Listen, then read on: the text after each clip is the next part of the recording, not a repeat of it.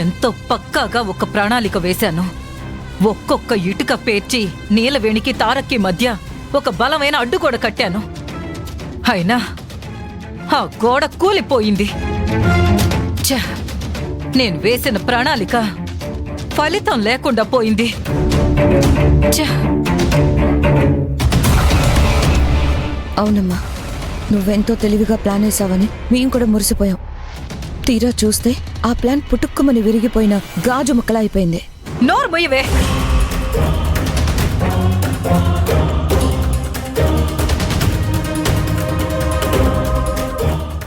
ఏంటమ్మా, ఇప్పుడు నేనే వేశానని నా మీద అరుస్తున్నావు?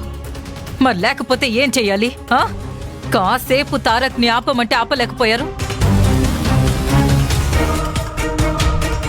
వాణ్ణి ఒక్క 10 నిమిషాలు ఆపగలిగుంటే ఆ నీలవేణిని ఆ కారులో వేసి పంపించేసేదాన్ని.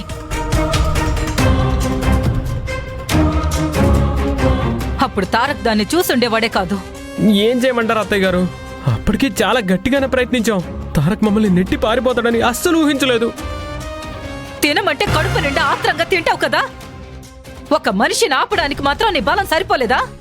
అత్తయ్య గారు, నా తిండి మీద దిష్టి పెట్టకండి. ఏయ్, నేను మాట్లాడుతున్న మాటలేంటి, నువ్వు మాట్లాడుతున్న టాపిక్ ఏంటి? ముగ్గురు కలిసి తారక్ రాపలేకపోయారా? అమ్మా, మమ్మల్ని అనడం కాదమ్మా. నువ్వు మాత్రం నీలవేణిని తీసుకెళ్లి ఆ కార్లో వేయగలిగావా? లేదు కదా. మేమెలా చాతగాని వాళ్ళెలా ఉండిపోయామో నువ్వు కూడా అలాగే చాతగాని దానిలా నీలవేణిని వదిలేసావు కదా. పళ్ళు రాలిపోతాయి మాటకు మాట సమాధానం చెప్పావంటే. అసలే కోపంతో రగిలిపోతున్నాను. దాని మీద ఇంకా పెట్రోల్ పోయికు. నిజంగా ఇలాంటి అవకాశం మళ్ళీ రాదు. వచ్చిన అవకాశాన్ని వృధాగా వదిలేసుకున్నాం. మరి అంత బాధపడతావేంటి కాంచనా?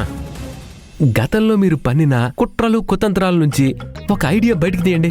ఆటోమేటిక్ గా మరో ప్లాన్ దొరుకుతుంది. అంటే ఏంటి మీ ఉద్దేశం? మేమేదో రాచి రంపాని పెట్టే రాక్షసుల్లా, తమరేదో అందరి మీద దయ చూపించే కరుణామయుల్లాగా బిల్డప్ ఇస్తున్నారు. నేను మరీ కరుణామయుడిని కాకపోయినా మీ అంత కరుడు గట్టిన విలన్ అయితే కాదు. అబ్బబ్బబ్బా, ఇప్పుడు ఎవరు విలన్లు ఎవరు హీరోలని మనం మాట్లాడుకోవడం లేదు. ముందు అన్నయ్యని నీలవేణిని ఎలా వేరు చేయాలా అని ఆలోచిస్తున్నాం. దాని గురించి మాట్లాడండి. అమ్మా, ఇప్పుడు వాళ్ళిద్దరూ ఏకమైపోయారు. తారక్కి మనం అబద్ధం చెప్పి నీలవేణిని దాచుంచామని అర్థమైపోయింది. ఇప్పుడు ఇక వాళ్ళిద్దరిని వేరు చేయలేమంటావా?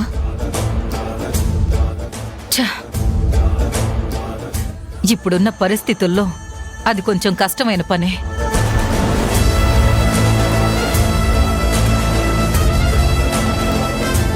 నీలవేణి ఇల్లు వదిలి వెళ్లిపోయిందని తారక్ నమ్ముంటే మన ప్లాన్ సక్సెస్ అయ్యుండేది.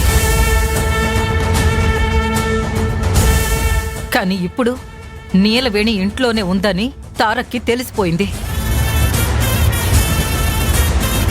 మనమే దాన్ని ఇంట్లోకి రాకుండా చేశామని వాడికొక క్లారిటీ వచ్చేసింది.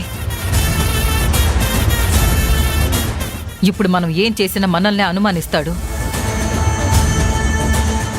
వాడు మనల్ని అనుమానించకుండా ఉండే ప్లాన్ వెయ్యాలి అంటే కొంచెం కష్టమైన పనే. అలా అనకమ్మా.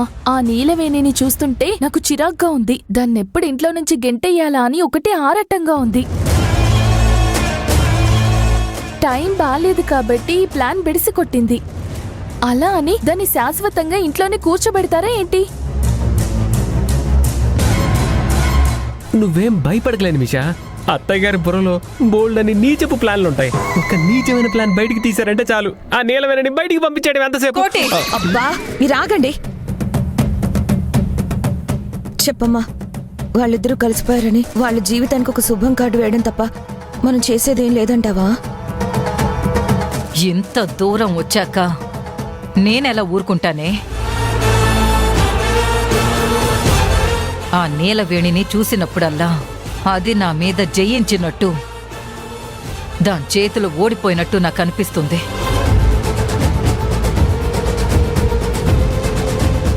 దాని గెలుపుని నేను ఎప్పటికీ అంగీకరించలేను.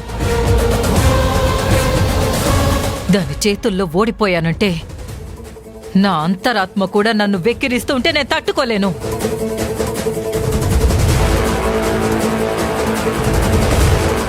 చూస్తూ ఉండండి, దానంతు తేలుస్తాను